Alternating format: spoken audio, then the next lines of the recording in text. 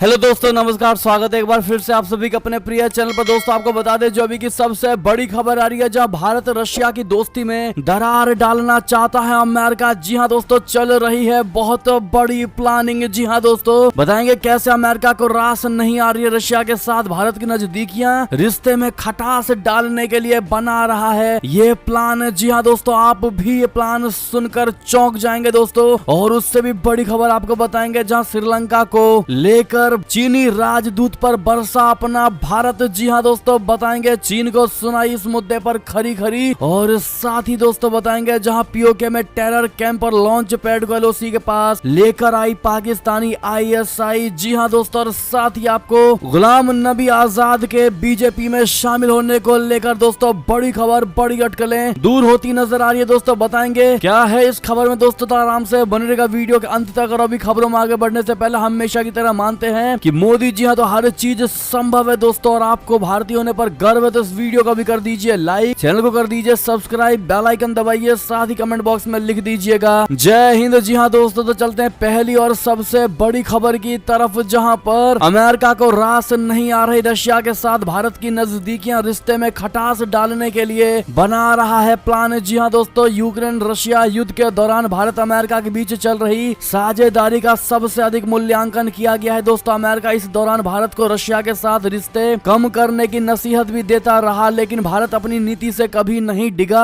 हालांकि अमेरिका अभी भी कोशिश में लगा है दोस्तों कि किसी तरह भारत की नजदीकियां रशिया के साथ कम हो जाएं, लेकिन भारत अपनी विदेश नीति में संतुलन बनाकर चल रहा है दोस्तों। रूस को कूटनीतिक और आर्थिक रूप से अलग थलग करने में भारत को प्रोत्साहित करने के लिए अमेरिकी नीति निर्माताओं के बीच लगातार बैठकें भी हो रही है दोस्तों। अमेरिका कुछ तरह की योजना बना रहा है कि जिससे भारत का भरोसा रशिया पर से कम हो जाए। जी हाँ दोस्तों, दरअसल भारत समेत कुछ देशों ने रूस से तेल की खरीद बढ़ा दी, और इसी को देखते हुए अमेरिका रूस से आने वाले तेल के दामों की सीमा तय करना चाहता है दोस्तों। अमेरिका के उप वित्त मंत्री वेली अडेयेमो ने कहा है कि भारत ने रूस से आने वाले तेल के दाम की सीमा तय करने के प्रस्ताव में गहरी दिलचस्पी दिखाई है। उन्होंने कहा कि मूल्य सीमा तय होने से रूस को मिलने वाला राजस्व में कमी आएगी। जी हाँ दोस्तों, रशिया और भारत के रिश्ते में खटास डालने के लिए अमेरिका अपने विदेश विभाग और रक्षा विभाग से लगातार राय ले रहा है दोस्तों। इतना ही नहीं, अमेरिका कोई बड़ी डील करके भारत को मनाना चाह रहा है। अगर इससे बात नहीं बनी तो फिर अपने संबंधों को कम करने पर भी विचार कर रहा है। जी हाँ दोस्तों, मोदी सरकार के रूस के साथ संबंधों को लेकर अमेरिका ने कई बार नाराजगी जताई है। आपको बता दें, यूक्रेन पर हमले के बाद भारत ने रूस से भारी मात्रा में कच्चा तेल खरीदा है। इतना ही नहीं दोस्तों, वोस्तोक 2020 युद्धाभ्यास में भारत अब रूस में अपनी सेना भेजने जा रहा है। तो वहीं भारत को रूस से S-400 की डिलीवरी भी मिली है दोस्तों। AK-203 राइफलों के कुछ बेंचों को भी आधिकारिक तौर पर भारतीय सेना में शामिल किया गया है। ऐसे में दोस्तों इसके बावजूद भी अमेरिका को अकल नहीं आ रहा है दोस्तों। आप सभी को बता दें, अमेरिका की धमकी का भारत पर कोई असर नहीं पड़ने वाला दोस्तों। और अमेरिका धमकी दे करके तो हार ही गया है, लेकिन उसके बावजूद अब अमेरिका प्यार से रशिया और भारत को अलग करने की कोशिश कर रहा है दोस्तों, अपना दिमाग लगा करके और मीटिंगें बैठा करके दोस्तों राय लेते हुए प्लानिंग कर रहा है दोस्तों। क्या लगता है आपको, क्या अमेरिका जैसा देश भारत और रशिया के मजबूत रिश्तों के बीच में दरारें ला सकता है दोस्तों? देखते हैं क्या कहती है भारत की जनता। और दोस्तों आप सभी से रिक्वेस्ट है, इस वीडियो को शेयर करना मत भूलेगा व्हाट्सएप, फेसबुक, ट्विटर पर। चलते अगली और बड़ी खबर की तरफ, जहां पर श्रीलंका को मदद की जरूरत,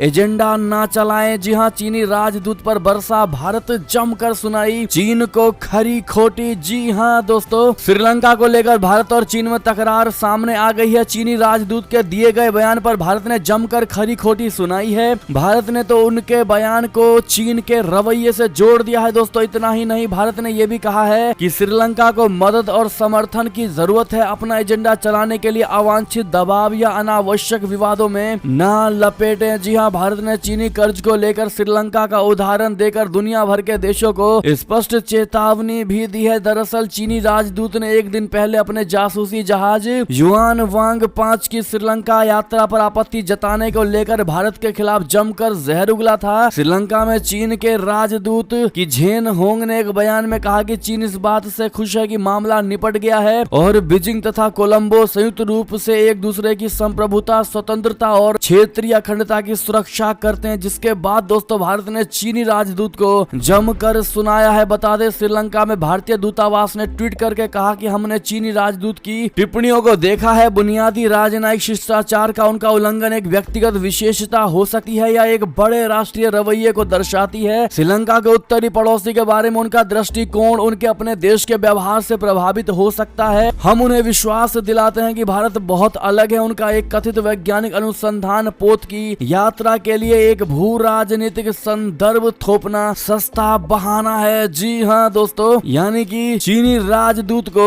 जमकर खरी खोटी सुनाई गई है भारत की तरफ से। दोस्तों अगली खबर की बात करें, जहां पीओके में टेरर कैंप और लॉन्च पैड को एलओसी के पास लेकर आई पाकिस्तानी आईएसआई, भारत में घुसपैठ बढ़ाने की बहुत बड़ी साजिश।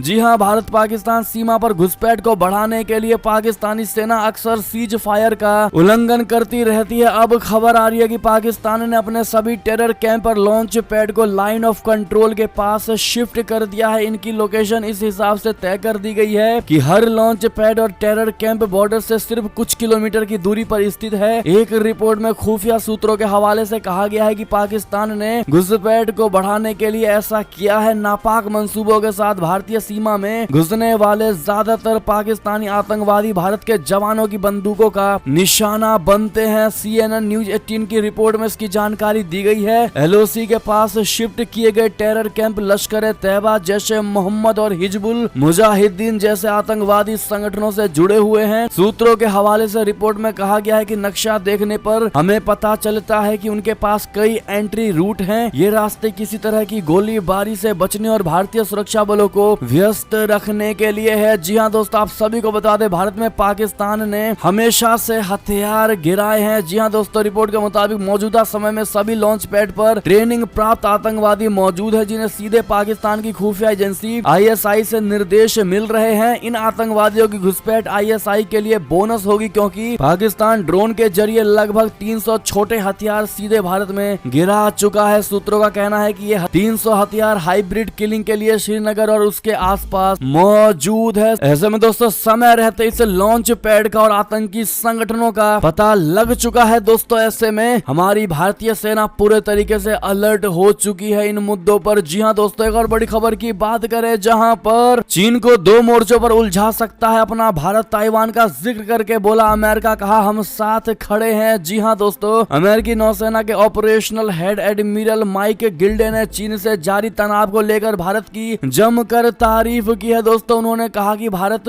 भविष्य में चीन का मुकाबला करने में महत्वपूर्ण भूमिका निभा सकता है। उन्होंने ये भी बताया है कि चीन से तनाव के दौरान भारत अमेरिका के लिए एक महत्वपूर्ण भागीदार साबित होगा। अगर चीन ताइवान की ओर बढ़ता है तो अमेरिका और जापान का मजबूत प्रतिरोध पहले से ही मौजूद है। माइक गिल्डे ने गुरुवार को वॉशिंगटन में हेरिटेज फाउंडेशन के इन पर्सन सेमिनार में कहा है कि मैंने किसी अन्य देश की तुलना में भारत की यात्रा पर अधिक समय बिताया है, क्योंकि मैं उन्हें भविष्य में हमारे लिए एक रणनीतिक भागीदार मानता हूं। माइक गिल्डे अक्टूबर 2021 में 5 दिवसीय यात्रा पर भारत आए थे और इस दौरान उन्होंने भारत के नौसेना प्रमुख समेत रक्षा क्षेत्र के कई महत्वपूर्ण हस्तियों से मुलाकात की थी। जी हाँ दोस्तों, ऐसे में क्या लगता है दोस्तों आपको, लगातार भारत की तारीफ की जानी, वो भी अमेरिका की तरफ से। दोस्तों क्या अमेरिका फिर कोई बहुत बड़ा लाभ दोस्तों भारत के तरफ से लेना चाह रहा है? दोस्तों क्या इसके पीछे भी अमेरिका का बहुत बड़ा मंशा हो सकता है? दोस्तों क्या लगता है आपको, जवाब जरूर दीजिएगा और वीडियो साथ में लाइक करना मत भूलिएगा। दोस्तों जिन्होंने अभी तक लाइक नहीं किया है, जो भूल गए हैं। अगली खबर की बात करें, जहां पर इमरान खान की पार्टी की प्रांतीय सरकार ने IMF से कर्ज के रास्ते में डाल दी अड़चन। जी हां दोस्तों, पाकिस्तान में बढ़ रहे राजनीतिक टकराव के कारण यहां आर्थिक संकट के और गंभीर रूप लेने की आशंका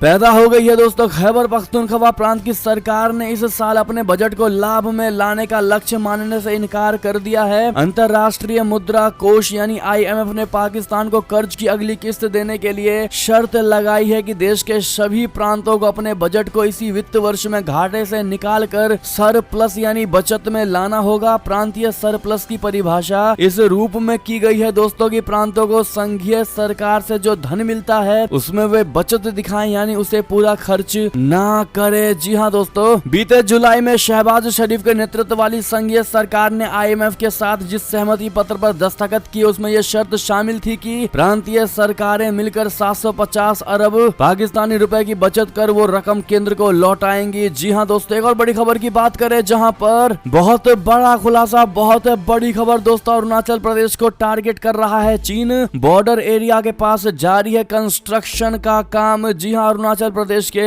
बॉर्डर एरिया के पास फिर एक बार चीन की सेना की गतिविधियां देखी गई है दोस्तों। एक वीडियो सामने आया है जिसमें दावा किया जा रहा है दोस्तों कि चीनी सेना अरुणाचल प्रदेश में सीमा के पास कंस्ट्रक्शन का काम कर रही है। इलाके में कंस्ट्रक्शन में काम आने वाली भारी मशीनों को काम करते हुए देखा पाया गया है दोस्तों। राज्य के अंजाव जिले के स्थानीय लोगों ने इसका वीडियो भी बनाया है। इससे ये साफ हो जाता है दोस्तों कि चीन भारत को लेकर आज भी दोस्तों बुरा ही चाह रहा है और अंदर अंदर भारत को काटने की कोशिश कर रहा है। ऐसे में दोस्तों आपकी जो भी राय हो कमेंट करके जरूर बताइएगा, क्योंकि चीन दोस्तों दुनिया के सामने सही बनने के लिए भारत के साथ प्रेम वाली बातें करता है दोस्तों, प्रेम का दिखावा करने की कोशिश करता है, लेकिन असलियत अब इन वीडियोज से सामने आ रही है। ऐसे में क्या चीन पर इतनी आसानी से भरोसा करना चाहिए दोस्तों? आप लोग क्या कहते हैं बताइएगा जरूर। चलते हैं अगली बड़ी खबर की तरफ, जहां यूरोप के सबसे बड़े परमाणु संयंत्र के पास यूक्रेन ने 3 बार गोलाबारी की। रशिया ने ये दावा किया है। बता दें, रशिया के रक्षा मंत्रालय ने शनिवार को बहुत बड़ा दावा बयान दिया है दोस्तों। कहा कि यूक्रेन की सेना यूरोप के सबसे बड़े जापोरिजिया परमाणु ऊर्जा संयंत्र परिसर पर पिछले 24 घंटों में 3 बार गोलाबारी कर चुकी है। हालांकि इससे पहले यूक्रेन भी परमाणु संयंत्र पर रशिया की ओर से गोलीबारी करने का आरोप लगा चुकी है दोस्तों। समाचार एजेंसी राइटर्स ने हालांकि युद्ध के मैदान पर इस बात की पुष्टि नहीं की है कि रूस और यूक्रेन के दावों की सच्चाई क्या है, लेकिन कीव की ओर रूस के आरोपों पर कोई प्रतिक्रिया सामने निकल कर नहीं आई है दोस्तों। एक और खबर की बात करें जहां पर भारत के तेजस की हुई दुनिया दीवानी। जी हां, इसे खरीदने में रुचि दिखा रहे हैं ये देश। बता दें, अर्जेंटीना समेत दुनिया भर के कई देशों ने भारत के लड़ाकू विमान तेजस को खरीदने की इच्छा जताई है दोस्तों। खुद भारत के विदेश मंत्रालय ने इस बात पर मुहर लगाई है कि दुनिया के कई देश भारतीय लड़ाकू विमान तेजस को खरीदने के इच्छुक हैं। तेजस पर बाकायदा बातचीत के लिए विदेश मंत्री एस जयशंकर जी ने अर्जेंटीना की 2 दिवसीय यात्रा की थी। भारतीय लड़ाकू विमान तेजस की दुनिया में डिमांड क्यों है? इसके पीछे 2 सबसे बड़ी वजह है। इसका चीन और पाकिस्तान के JF-17 से ज्यादा ताकतवर और इम्पैक्टफुल होना। जी हाँ, दूसरा तेजस दुनिया के अन्य लड़ाकू विमानों से कीमत में भी सस्ता है। जी हाँ दोस्तों, अर्जेंटीना के अलावा हाल ही के दिनों में मलेशिया, इंडोनेशिया और फिलीपींस सहित कई देशों ने तेजस विमान को खरीदने में रुचि दिखाई है। जी हाँ, हाल ही में अर्जेंटीना के साथ भारत ने परमाणु ऊर्जा और अंतरिक्ष के रणनीतिक क्षेत्रों में सहयोग की समीक्षा की। अर्जेंटीना के विदेश मंत्री के फियरो के साथ बातचीत में स्वदेशी विमान तेजस को लेकर भी बातचीत हुई। भारतीय विदेश मंत्रालय के अनुसार अर्जेंटीना ने तेजस को खरीदने में रुचि दिखाई है। जी हाँ दोस्तों, ये पहली बार ऐसा है दोस्तों जब इतने सारे देश भारत के इन लड़ाकू विमानों को खरीदने के लिए अग्रसर हो रहे हैं दोस्तों। ऐसे में आप इसका श्रेय किसको देना चाहेंगे दोस्तों? नाम लिखकर जरूर बताइएगा। देखते हैं क्या कहती है भारत की जनता। एक और बड़ी खबर की बात करें दोस्तों, जहां पर चीन की राह पर पाकिस्तान बना रहा नया परमाणु मिसाइल साइलो। जी हाँ दोस्तों, भारत के S-400 से होगी टक्कर। जी हाँ दोस्तों, पाकिस्तान की शहबाज शरीफ सरकार सऊदी अरब से लेकर चीन तक से कर्ज के लिए झोली फैला रही है, लेकिन पर्दे के पीछे से वो परमाणु हथियारों पर जमकर पैसा बहा रही है दोस्तों। पाकिस्तान की सेना की परमाणु फोर्स इसके जरिए न केवल परमाणु हथियारों की संख्या बढ़ा रही है बल्कि उसकी क्षमता भी बढ़ा रही है दोस्तों। अपने दोस्त चीन के नक्शे कदम पर चलते हुए पाकिस्तान दूसरा मिसाइल साइलो बना रहा है दोस्तों। इससे पाकिस्तान की परमाणु मिसाइलों की ताकत बहुत ज्यादा बढ़ जाएगी। बता दें, सैटेलाइट तस्वीरों के विशेषज्ञ सेवानिवृत्त कर्नल विनायक भट्ट ने गूगल अर्थ से मिली तस्वीरों के आधार पर इस दूसरे मिसाइल साइलो की पहचान की है। उन्होंने कहा है कि इस नए मिसाइल साइलो का निर्माण कार्य बहुत तेजी से आगे बढ़ रहा है। भट्ट ने कहा है कि ये नया मिसाइल साइलो पाकिस्तान की घातक मिसाइल अबाबिल के लिए हो सकता है दोस्तों, जो MIRV तकनीक से लैस है। एक और खबर की बात करें जहां पर डोनाल्ड ट्रंप के फ्लोरिडा आवास से बरामद 15 बक्सों में से 14 में गोपनीय दस्तावेज थे। जी हां दोस्तों, FBI का बहुत बड़ा दावा। अमेरिकी जांच एजेंसी FBI ने शुक्रवार को कहा है कि पूर्व राष्ट्रपति डोनाल्ड ट्रंप के फ्लोरिडा स्थित आवास से बरामद किए गए 15 बक्सों में से 14 में गोपनीय दस्तावेज थे। FBI ने इस महीने ट्रंप के मारे लागो आवास पर छापे मारने पर स्पष्टीकरण देते हुए शुक्रवार को एक हलफनामा जारी किया। दोस्तों FBI के इस 32 पन्नों के हलफनामे में आपराधिक जांच को लेकर अतिरिक्त जानकारियां हैं। इसमें कहा गया है कि मारे लागो स्थित आवास से संवेदनशील दस्तावेज बरामद किए गए। दस्तावेजों में जांच का सबसे महत्वपूर्ण विवरण पेश किया गया है, लेकिन FBI अधिकारियों ने इसमें कुछ बदलाव भी किए हैं ताकि गवाहों की पहचान उजागर न हो सके तथा जांच के संवेदनशील तौर तरीकों का भी खुलासा न हो। एक और खबर की बात करें दोस्तों, जहां PML के भीतर अशांति, नवाज शरीफ ने कहा शहबाज के लिए नकारात्मक टिप्पणी करना गलत। जी हां, PMLN के भीतर बढ़ती अशांति के बीच पाकिस्तान के पूर्व प्रधानमंत्री नवाज शरीफ ने अपने छोटे भाई व वर्तमान प्रधानमंत्री शहबाज शरीफ को लेकर की जा रही नकारात्मक टिप्पणियों से खुद को किनारे कर लिया है। नवाज शरीफ ने उन्हें भ्रामक और गलत करार दिया है। साल 2019 से लंदन में रह रहे नवाज शरीफ ने गुरुवार को पार्टी नेता आबिद शेर अली की ताजा टिप्पणी सहित गठबंधन सरकार के खिलाफ बढ़ती आलोचना के मद्देनजर ट्विटर का सहारा लिया। एक और खबर की बात करें दोस्तों, जहां पर आखिर क्यों बांग्लादेश में श्रीलंका जैसे हालात बनने की है आशंका। बता दें, बांग्लादेश में देश के श्रीलंका की राह जाने की आशंका बहुत चर्चित हो गई है। दोस्तों पिछले कुछ दिनों में बड़ी महंगाई और जरूरी चीजों के अभाव के कारण मीडिया से लेकर आम चर्चाओं में देश की तुलना श्रीलंका से की जा रही है। ये चर्चाएं इतनी तेज है कि श्रीलंका सरकार बार बार लोगों को आश्वस्त कर रही है। इसके साथ ही कई प्रमुख अर्थशास्त्रियों और ढाका स्थित अमेरिकी राजदूत ने भी सार्वजनिक बयान जारी करके कहा है कि बांग्लादेश की स्थिति श्रीलंका से काफी बेहतर है। अर्थशास्त्रियों ने ध्यान दिलाया है कि बांग्लादेश की अर्थव्यवस्था पाकिस्तान और श्रीलंका की सम्मिलित अर्थव्यवस्था के बराबर है। बांग्लादेश के पास 39 बिलियन डॉलर की विदेशी मुद्रा है, जबकि पाकिस्तान और श्रीलंका के पास साझा तौर पर सिर्फ 18 बिलियन डॉलर की विदेशी मुद्रा है। दोस्तों बांग्लादेश में GDP की तुलना में कर्ज का अनुपात सिर्फ लगभग 32% है, जबकि श्रीलंका में यह आंकड़ा 119% तक पहुंच गया था। बांग्लादेशी अर्थशास्त्रियों ने यह भी ध्यान दिलाया है कि प्रति व्यक्ति GDP के मामले में बांग्लादेश भारत से भी आगे है। जी हाँ दोस्तों, अब ऐसे में ये सबसे बड़ा सवाल निकल कर सामने आ रहा है दोस्तों कि आखिर बांग्लादेश में ऐसा क्या हो गया है दोस्तों कि श्रीलंका जैसे हालात बनने की आशंका जताई जा रही है। दोस्तों आपको क्या लगता है, सुझाव राय जरूर दीजिएगा। एक और खबर की बात करें, जहां पर मां के धर्म के कारण तबाह हो गया जीवन। जी हां, जापान के पूर्व PM आबे की हत्या का आरोपी ने दिया है बयान। बता दें, जापान के पूर्व प्रधानमंत्री शिंजो आबे की जुलाई में हत्या से पूरा देश दुखी था, क्योंकि देश में इस तरह की राजनीतिक हिंसा का मामला असामान्य बात थी। लेकिन बाद के दिनों में आबे की कथित हत्यारे तेत्सुया यामागामी के संबंध में जो जानकारी सामने आई है उससे लोग हैरान है। दोस्तों यामागामी के बारे में कहा गया है कि वो एक संपन्न परिवार से आता था, लेकिन उसकी मां ने विवादास्पद यूनिफिकेशन चर्च को भारी दान दिया, जिससे परिवार को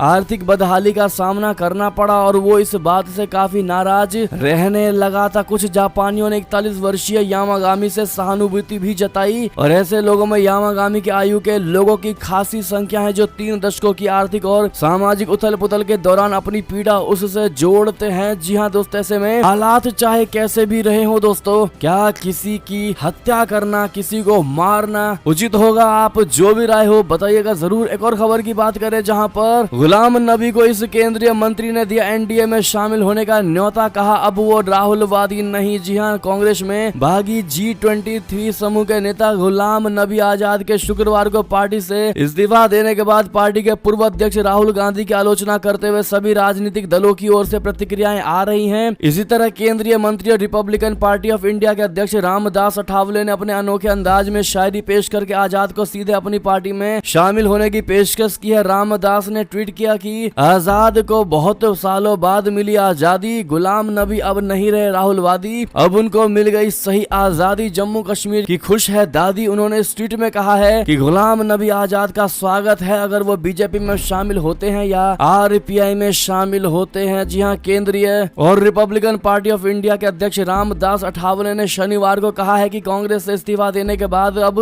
गुलाम नबी आजाद को राष्ट्रीय जनतांत्रिक गठबंधन यानी राजग का हिस्सा बना जाना चाहिए। भाजपा के सहयोगी अठावले ने एक बयान में कहा कि गुलाम नबी आजाद जी को बहुत समय बाद आजादी मिली है, अब उन्हें देश के विकास के लिए राजग में शामिल होना चाहिए। ऐसे में दोस्तों क्या लगता है आपको, क्या गुलाम नबी आजाद जी बीजेपी में यानी NDA में शामिल होंगे? दोस्तों हाँ या ना में जवाब जरूर दीजिएगा। आपको क्या लगता है दोस्तों, क्या इनको शामिल होना चाहिए या नहीं, बताइएगा जरूर। अगली और बड़ी खबर की बात करें, करें जहां पर रविशंकर प्रसाद ने आरजेडी पर कसा तंज, कहा सत्ता में लालू की पार्टी का मतलब खौफ का राज है। जी हां दोस्तों, कहा नहीं बनने देंगे 1990 का बिहार। जी हां, पूर्व केंद्रीय मंत्री और पटना से भाजपा सांसद रविशंकर प्रसाद ने कहा है कि लालू की पार्टी जब सत्ता में आती है तो बिहार में खौफ का राज कायम हो जाता है। आम लोग समझते हैं कि अब कार्यवाही नहीं होगी, लेकिन भाजपा मजबूती से खड़ी है। कार्यकर्ता और जनता के साथ संघर्ष करेंगे, बिहार को विश्वास दिलाएंगे कि 1990 का बिहार नहीं बनने देंगे। भाजपा भारत, दिल्ली और बिहार में मजबूत है। जी हां, रविशंकर प्रसाद शनिवार को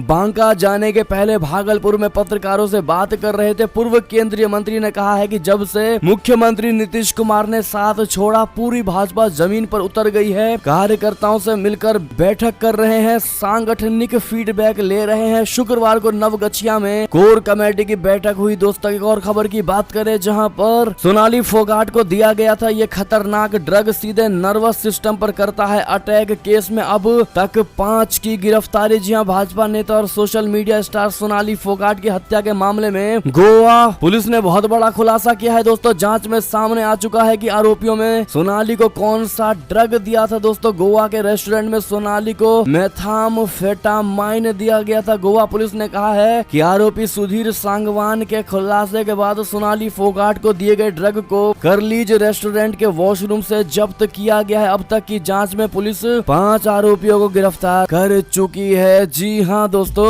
और ऐसे में सीएम खट्टर जी ने दिया है न्याय का भरोसा, सीबीआई जांच का भी आश्वासन दिया है। दोस्तों, सोनाली फोगाट की बहन ने बड़ी जानकारी दी है। जी हां, हरियाणा में सीएम मनोहर लाल खट्टर से मुलाकात के बाद सोनाली की बहन रुपेश ने कहा है कि सीएम ने सीबीआई जांच का आश्वासन दिया है। सीएम ने भरोसा दिया है कि न्याय अवश्य मिलेगा। इससे पहले सोनाली फोगाट के परिवार ने संदेह जताया था कि इस केस की जांच सुशांत सिंह राजपूत केस की तरह ही ना रह जाए। जी हां दोस्तों, ऐसे में सोनाली फोगाट की हत्या को लेकर दोस्तों, इस जांच को लेकर आप क्या कहना चाहेंगे कमेंट में लिखकर जरूर बताइएगा। दोस्तों, क्या आपको नहीं लगता दोस्तों कि इस मौत पर सीबीआई जांच होनी चाहिए? बताइएगा जरूर। एक और खबर की बात करें जहां पर दिल्ली में अब दस्तखत पर घमासान, एलजी ने केजरीवाल सरकार की 47 फाइलों पर लगाया ब्रेक। जी हां दोस्तों, दिल्ली सरकार और उपराज्यपाल के बीच दूरियां बढ़ती दिखाई दे रही है। सूत्रों ने शनिवार को बताया है कि दिल्ली के उपराज्यपाल कार्यालय ने मुख्यमंत्री अरविंद केजरीवाल के बजाय सीएमओ कर्मचारियों द्वारा हस्ताक्षरित 47 फाइलें लौटा दी हैं और इस कदम से राष्ट्रीय राजधानी में 2 संवैधानिक प्राधिकरणों के बीच खींचतान तेज होने की संभावना है। दोस्तों, ये घटनाक्रम एलजी के सक्सेना द्वारा केजरीवाल को लिखे गए एक पत्र के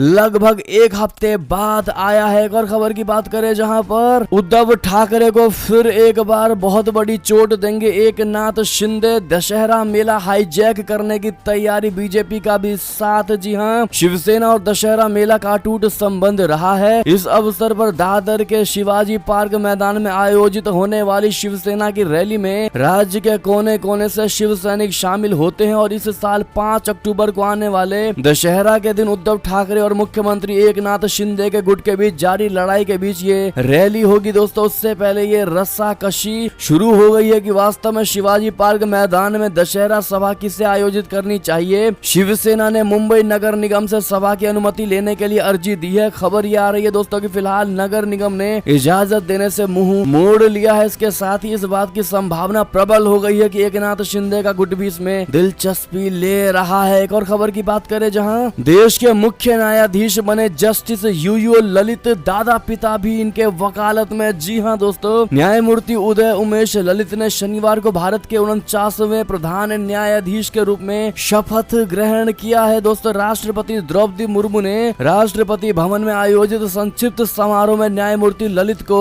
शपथ दिलाई। उपराष्ट्रपति जगदीप धनखड़, प्रधानमंत्री नरेंद्र मोदी जी और कई केंद्रीय मंत्री भी समारोह में शामिल हुए। न्यायमूर्ति ललित से पहले प्रधान न्यायाधीश के रूप में सेवाएं देने वाले न्यायमूर्ति NV रमणा भी इस मौके पर मौजूद रहे। जी हां दोस्तों, ऐसे में आप सभी से रिक्वेस्ट है कि देश के मुख्य न्यायाधीश बनने वाले जस्टिस यूयू ललित जी को दोस्तों आप लोग कांग्रेचुलेशन जरूर कह दीजिएगा। जी हां, और दोस्तों ये थी अब तक की सारी बड़ी खबरें। आपको हमारी खबर कैसी लगी? आशा करता हूँ बहुत अच्छी लगी होगी। अगर थोड़ी भी अच्छी लगी है दोस्तों तो इस वीडियो का भी कर दीजिए लाइक, चैनल को कर दीजिए सब्सक्राइब, बेल आइकन दबाइए, साथ ही कमेंट बॉक्स में लिख दीजिएगा जय हिंद जय भारत। तो मिलते हैं आपसे अगली बड़ी खबर में दोस्तों, तब तक के लिए अपना ख्याल रखिएगा। आप सभी का का बहुत बहुत धन्यवाद साथ देने के लिए, साथ बने रहने के लिए। जय हिंद, जय भारत, जय श्री राम, वंदे मातरम, हर हर महादेव।